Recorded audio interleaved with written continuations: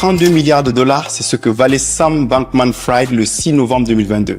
0 $, c'est ce qui valait le 16 novembre 2022.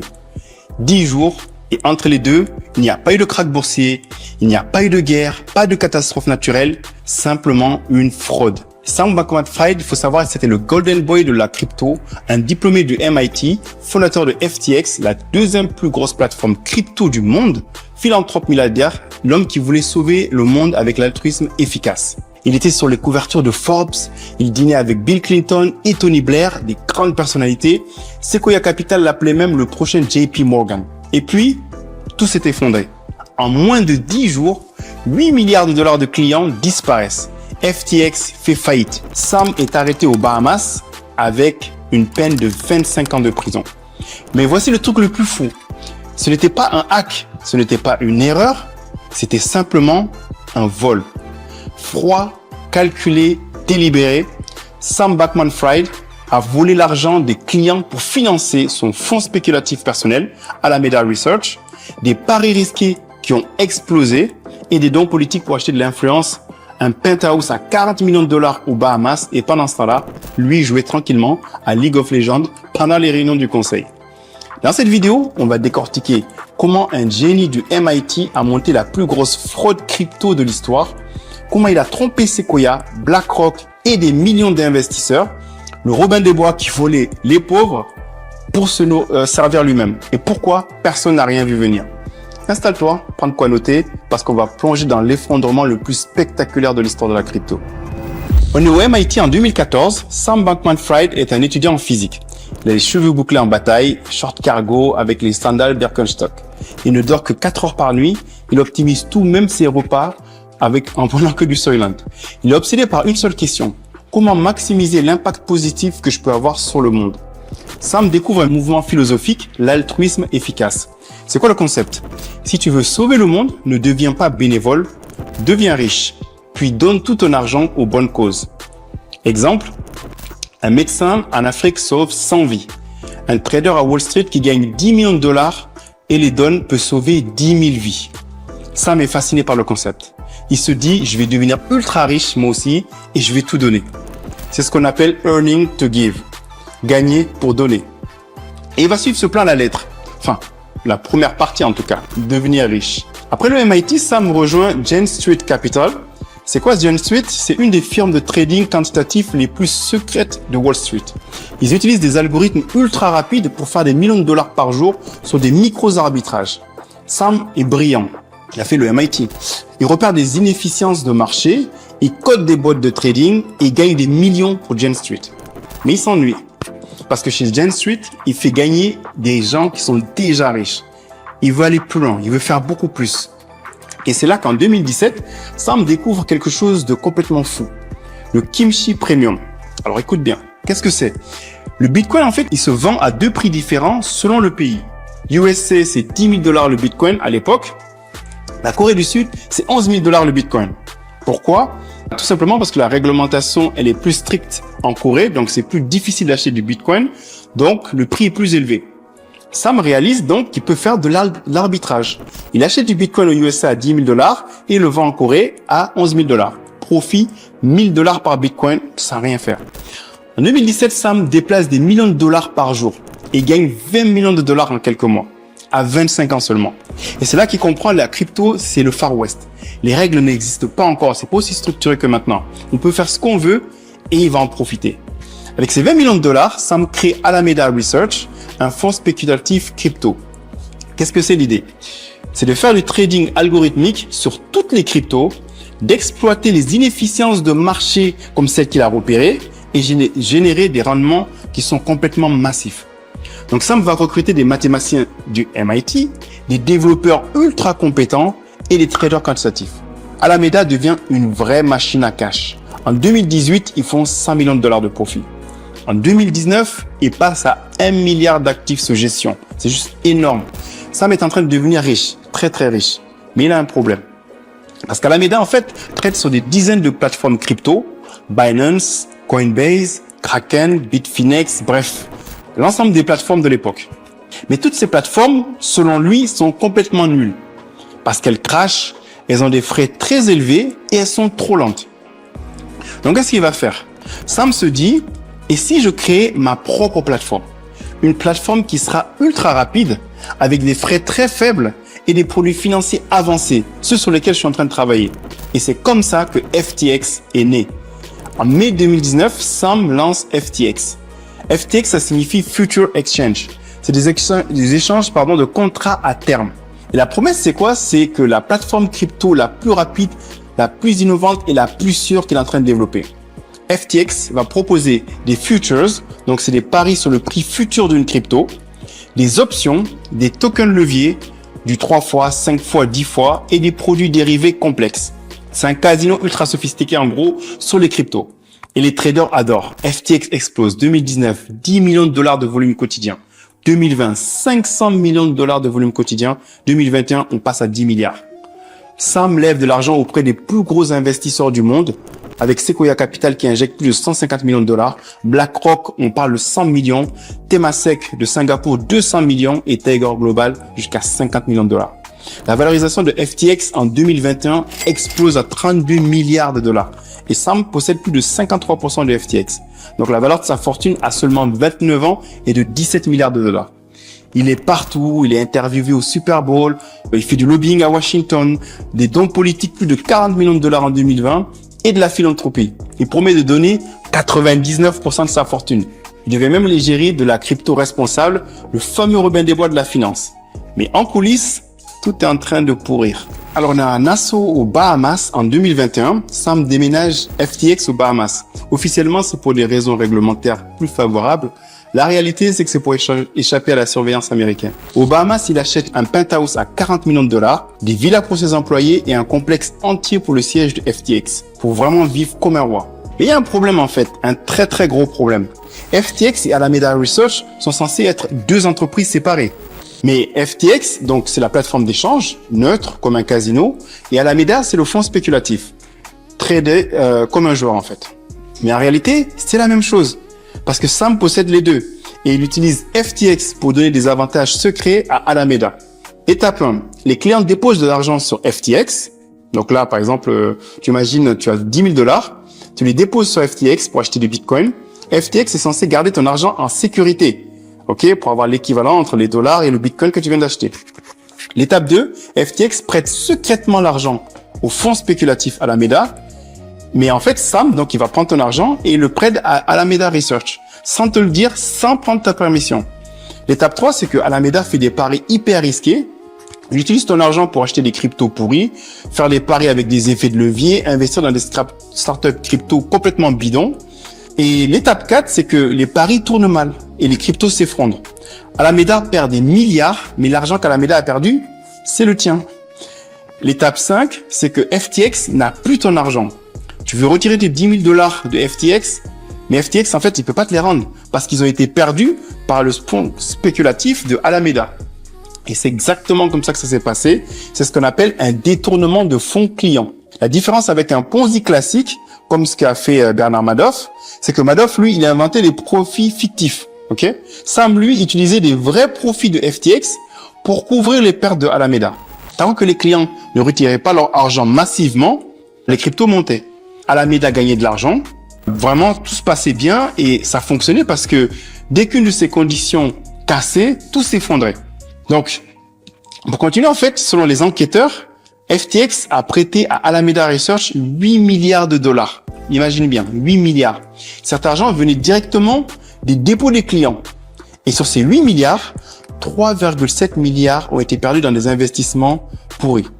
2,3 milliards ont été utilisés pour acheter des propriétés immobilières et 1 milliard ont été donnés en dons politiques, donc pas avec son argent. Et 1 milliard ont disparu, on ne sait pas encore où. Pendant ce temps-là, petit détail croustillant de notre cher SBF, pour raccourcir, pendant les réunions de conseil d'administration de FTX, Sam est joué à League of Legends, pour ceux qui connaissent, en pleine réunion avec les caméras éteintes. Les investisseurs pensaient qu'il prenait des notes comme un premier de la classe. Lui, il est en train de farmer des minions sur le League of Legends. Donc, les red flags que personne n'a vus, et comment ça se fait que personne n'a rien vu? En fait, alors qu'il y avait des signaux. Le red flag numéro 1, c'est qu'il n'y a pas eu d'audit financier. FTX n'a jamais été audité par un cabinet comptable externe. Bon, c'est un peu normal pour une start-up, mais c'est pas normal pour une entreprise à 32 milliards de valorisation. Vous avez largement dépassé le stade de start-up. Red flag numéro 2, Alameda possédait du FTT, le fameux token de FTX. Le bilan d'Alameda était rempli de FTT, donc ce token, le token créé par FTX comme une action de FTX. Le problème, c'est que si Alameda possède surtout du FTT et que FTT vaut quelque chose seulement si FTX va bien, alors le bilan d'Alameda dépend directement de FTX. C'est circulaire en fait. C'est comme dire je suis riche parce que je possède des actions de ma propre entreprise. Mais si mon entreprise s'écroule, je suis plus riche. Red flag numéro 3, Caroline Ellison, CEO d'Alameda. Donc Caroline Ellison, la CEO, elle était aussi la petite amie de Sam. Donc il y a un petit conflit d'intérêt massif. Et elle a témoigné au procès. Sam m'a dit de mentir aux investisseurs sur nos pertes. Mais personne n'a posé aucune question. Pourquoi? Parce qu'en fait, Sam était un génie. Bon, c'est vrai qu'il était vraiment très très bon dans son domaine. Parce qu'il avait aussi Sequoia derrière lui, donc on questionne pas en fait. Et il promettait de sauver le monde. Surtout parce que c'était aussi le bull market. T'avais tout le monde qui gagnait beaucoup d'argent. Personne ne se posait de questions gênantes à ce moment-là. Mais en novembre 2022, tout va exploser. On est le 2 novembre 2022 et CoinDesk, c'est un média crypto, publie un article explosif. Alameda Research possède 5 milliards de dollars d'actifs, dont 3,7 milliards en FTT, le fameux token de FTX. Le problème, c'est que FTT est créé par FTX. Donc Alameda est riche uniquement parce qu'elle possède des tokens créés par sa propre entreprise sœur. C'est comme si Coca-Cola disait on est riche parce qu'on possède beaucoup de bouteilles de Coca-Cola. Les traders crypto commencent donc à paniquer. Changpeng Zhao, CZ, le CEO de Binance, le concurrent numéro 1 de FTX, tweet « Suite à des révélations récentes, Binance va vendre tous ses FTT. Binance possède 500 millions de dollars de FTT et CZ annonce qu'il va tout vendre. Pourquoi ? Officiellement, pour une gestion des risques. En réalité, CZ sait que FTX est fragile, il veut juste achever son concurrent lui aussi. Les clients de FTX paniquent, et si Alameda est en faillite, et qu'Alameda possède l'argent des clients de FTX, alors FTX est en faillite aussi. Résultat, les clients se ruent pour retirer leur argent. 6 novembre, il y avait 1 milliard de dollars de retrait. 7 novembre, 2 milliards de retrait. 8 novembre, plus de 4 milliards de retrait. Mais FTX n'a plus l'argent, parce que l'argent a été prêté à Alameda. Et Alameda, le fonds spéculatif, l'a perdu en intégralité. Le 8 novembre, Sam tweet « FTX va bien. Tous les actifs clients sont couverts en one-to-one, c'est-à-dire il y a autant de dollars que de crypto. Nous traiterons tous les retraits. » Mais c'est un mensonge en fait. FTX ne peut pas honorer les retraits. Il manque 8 milliards de dollars. 9 novembre matin, CZ de Binance annonce « Binance va racheter FTX pour sauver les clients. » Le monde crypto respire. CZ va sauver le monde. Mais 24 heures plus tard, CZ tweet « Après due diligence, Binance se retire. » Les problèmes de FTX sont au-delà de notre capacité d'aide. En clair, Binance a regardé le livre comptable de FTX et ils ont vu le trou de 8 milliards de dollars et ils sont barrés direct. Ils ont bien fait. Le 11 novembre 2022, FTX dépose le bilan. 1,2 million de créanciers, 8 milliards de dollars disparus et SBF démissionne. Sa fortune passe en quelques jours de 17 milliards à 0 en moins de 10 jours. Mais l'histoire ne s'arrête pas là en fait. Parce qu'après la faillite, Sam reste aux Bahamas. Il donne des interviews, il tweet comme s'il n'y avait rien. Il dit « Je n'ai jamais voulu frauder personne, j'ai juste fait des erreurs de gestion. » Il joue la carte du génie incompris. Mais les autorités américaines enquêtent et elles découvrent quelque chose d'hallucinant. Les enquêteurs récupèrent les messages Slack de FTX, les emails internes et les transactions blockchain. Ils recoupent tout ça et ils trouvent des messages explicites. Caroline Ellison, le CEO d'Alameda, la petite copine de Sam, on a utilisé 8 milliards de dollars de fonds clients. Comment on fait pour les rembourser? Et Sam, là, il lui répond, on va lever plus d'argent et on va espérer que les cryptos remontent. Et là, c'est pas une erreur en fait. On se rend compte que c'est une fraude consciente. Et donc le 13 décembre 2022, la police des Bahamas arrête Sam Bankman-Fried, SBF. Il est menotté dans sa villa et extradé directement vers les États-Unis. Les chefs d'accusation sont très très lourds. 1. Fraude financière. 2. Blanchiment d'argent. 3. Violation de loi électorale. 4. Conspiration. Et là, c'est la peine maximale, plus de 115 ans de prison. À présent, on est en octobre 2023. Le procès de SBF commence à New York, au tribunal fédéral du district sud de New York. C'est le même tribunal qui a condamné Bernie Madoff avec son fameux Ponzi à 65 milliards de dollars quand même, El Chapo, le baron de la drogue, et Ghislaine Maxwell qui est dans l'affaire Epstein. Donc Sam arrive au tribunal en costume, cheveux coupés, rasés. Il ressemble plutôt au geek en short cargo parce qu'il essaie de jouer la carte du businessman sérieux. Mais ça ne marchera pas du tout. Le procès dure 5 semaines. Les procureurs appellent des témoins dévastateurs. Donc la première, c'est Caroline Ellinson, l'ex-CEO d'Alameda, l'ex-petite amie de Sam. Caroline témoigne contre Sam. Elle dit « Sam m'a ordonné de mentir aux investisseurs sur nos pertes. Il savait qu'on utilisait les fonds des clients, mais il m'a dit que c'était OK tant que personne ne découvrait. » Elle pleure à la barre. Bref, elle coopère totalement. Gary Wang, le CTO de FTX et aussi cofondateur, c'est le meilleur ami de Sam au MIT. Il témoigne « Sam m'a demandé de créer un code spécial dans FTX, un code qui permettait à Alameda d'avoir une ligne de crédit illimitée. Alameda pouvait retirer autant d'argent qu'elle voulait des comptes clients, ce qui est totalement illégal. Il explique qu'il a codé une backdoor ou porte dérobée sur ordre de Sam. Nishad Singh, le directeur de l'engineering, lui aussi témoigne et il dit « Quand j'ai découvert qu'on utilisait 8 milliards de dollars de fonds clients, j'ai confronté Sam.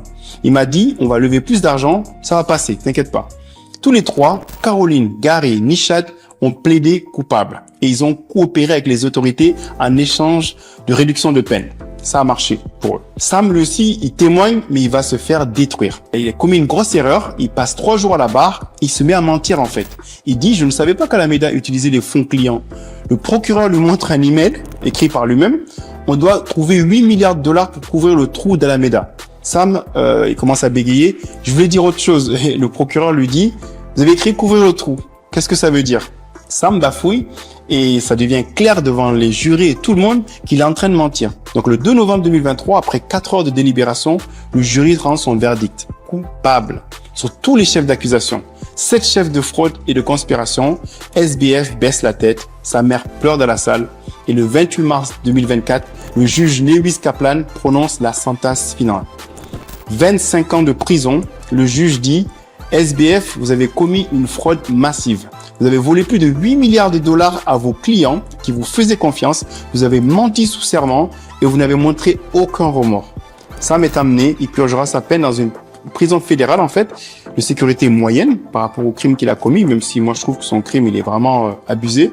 Sortira à 57 ans, mais ce n'est pas fini. Parce qu'il y a une question que tout le monde se pose. Où est l'argent? 8 milliards ont disparu. Ils sont envolés comme ça. Les enquêteurs ont récupéré 5 milliards en crypto sur les comptes de FTX pour rembourser cette partie-là. 1 milliard en immobilier qui a été vendu pour rembourser. Mais il manque encore 2 milliards. Ils sont complètement disparus. Personne ne sait où ils sont. Alors, qu'est-ce qu'on peut retenir de l'effondrement de FTX? SBF était-il un génie ou un escroc? Les deux, il était à la fois brillant, mais il a choisi de frauder. Et toi, investisseur crypto ou entrepreneur, tu peux apprendre de ses erreurs. La leçon numéro 1, c'est que, comme ils disent les Américains, not your keys, not your coins, or not your crypto. FTX gardait les cryptos de ses clients. Ok? Donc, c'était pas du self-custody. Les clients ne possédaient pas leurs clés privées. Résultat, quand FTX a fait faillite, ils ont tout perdu. Ce que toi, tu peux en tirer, c'est que si tu possèdes de la crypto, garde-la dans un wallet personnel, type Ledger, Trésor, etc. Ne laisse jamais tes cryptos sur une plateforme centralisée long terme. Not your keys, not your coins. Si tu ne contrôles pas les clés, tu ne possèdes rien. Si tu veux trader, ok, mets de l'argent sur une plateforme, une petite partie, mais tu retires immédiatement après sur ton propre wallet perso. La leçon numéro 2, c'est que si c'est trop pour être vrai, c'est que c'est faux. FTX offrait des 8% d'intérêt annuel sur des dépôts stablecoin. 0 frais sur certaines transactions, des bonus de parrainage massifs. Mais d'où venait tout cet argent? Il venait en fait des nouveaux clients. Et c'était là la partie schéma de Ponzi. Donc toi, ce que tu peux en tirer, c'est que demande-toi toujours d'où vient ce rendement. Si une plateforme promet du 8 à 10% sur des stablecoins, c'est louche. Parce qu'il n'y a pas de risque en fait, il n'y a pas de risque zéro. Si ça semble trop beau, c'est que quelqu'un doit payer l'addition quelque part. Et ce quelqu'un, ce sera souvent toi. La leçon numéro 3, c'est que les célébrités ne sont pas des garanties. Ça ne veut rien dire. FTX avait des endossements de Tom Brady, un quarterback de la NFL très connu, Gisele Bündchen, un mannequin, Steph Curry, un pro de la NBA, et Larry David, un acteur. Ils ont tous payé des millions pour faire de la pub, pour te donner confiance. Le résultat, c'est que les gens, ils ont eu confiance justement parce que Tom Brady était impliqué, mais Tom Brady n'a jamais vérifié les finances des FTX. Il a pris son chèque, il est parti. Il a juste pris le chèque, justement. Une célébrité qui fait de la pub, c'est différent d'une entreprise qui est sûre. À toi de faire tes propres recherches. Les influenceurs crypto sont payés pour promouvoir. C'est du business pour eux. Donc, ne fais jamais confiance à une pub. Fais confiance aux audits, au bilan, à la transparence, à tes recherches et tes analyses. La leçon numéro 4, c'est que l'altruisme efficace peut être une excuse. Et là, Sam, en fait, il s'est présenté comme un philanthrope. Tu t'en rappelles, au début, il voulait donner 99% de sa fortune, rendre les pauvres plus riches. Résultat, les gens lui ont donné le bénéfice du doute parce qu'il avait des bonnes intentions. Il peut pas être mauvais, il veut sauver le monde. En réalité, Sam utilisait la philanthropie comme un écran de fumée pour mieux endormir et manipuler ses victimes. Il a donné 40 millions de dollars en politique pour acheter de l'influence. Donc, des gens qui n'ont pas besoin d'argent. Il promettait de donner tout plus tard, mais il volait quand même maintenant. Donc toi, ce que tu peux en tirer, c'est que juge les gens sur leurs actes, pas sur leurs promesses, pas sur leurs paroles. La philanthropie, c'est pas une garantie morale. Les pires escrocs se cachent souvent derrière des nobles causes. Sam n'était pas un Robin des Bois, il était le shérif de Nottingham, déguisé en Robin. Alors, qui était vraiment Sam Bankman-Fried, SBF pour les intimes? Un génie du MIT tombé par erreur? Non. Ou un escroc dès le début? Probablement pas non plus. La vérité est toujours plus complexe que ça. Sam, c'était quand même quelqu'un de brillant. Il a fait le MIT, il a construit FTX, il a levé des milliards. Mais à un moment donné, il a fait un choix, le mauvais choix. Quand Alameda a commencé à perdre de l'argent, il aurait pu tout simplement dire fermer Alameda, avouer les pertes, restructurer. Mais au lieu de ça, en fait, il a choisi de voler de l'argent des clients pour couvrir les pertes. Et c'était ça son erreur. Et une fois qu'il a commencé ça, il ne pouvait plus s'arrêter en fait. Sam croyait qu'il était plus intelligent que tout le monde. Et ça aussi, ça l'a trompé, ça l'a induit en erreur. Il pensait qu'il pouvait jouer à League of Legends pendant les réunions, au lieu d'écouter les doléances des investisseurs et de ses clients. Il a menti aux investisseurs, il a détourné près de 8 milliards de dollars et il pensait qu'il pouvait s'en tirer parce que c'était un génie. En fait, la réalité l'a rattrapé. Et toi, est-ce que tu aurais investi dans FTX en 2021 avec Tom Brady qui faisait de la pub, avec Sequoia qui a investi, les 32 milliards de valorisation? Dis-moi en commentaire comment tu aurais analysé cette entreprise, qu'est-ce que tu aurais fait à sa place. Si tu veux que je décrypte d'autres événements crypto, du style celui de Terra Luna avec Do Kwon et les 40 milliards de dollars évaporés, Celsius avec Alex et le Ponzi crypto, les Three Arrows Capital avec Hailey Davis et l'effondrement d'un hedge fund, écris-le-moi en commentaire. Cette vidéo t'a appris quelque chose, comme d'habitude, like, abonne-toi et active la cloche. Pour recevoir chaque semaine une analyse comme celle-ci, abonne-toi aussi à ma newsletter www.jama.co/news. À bientôt et comme je dis toujours, tout le monde peut devenir un investisseur.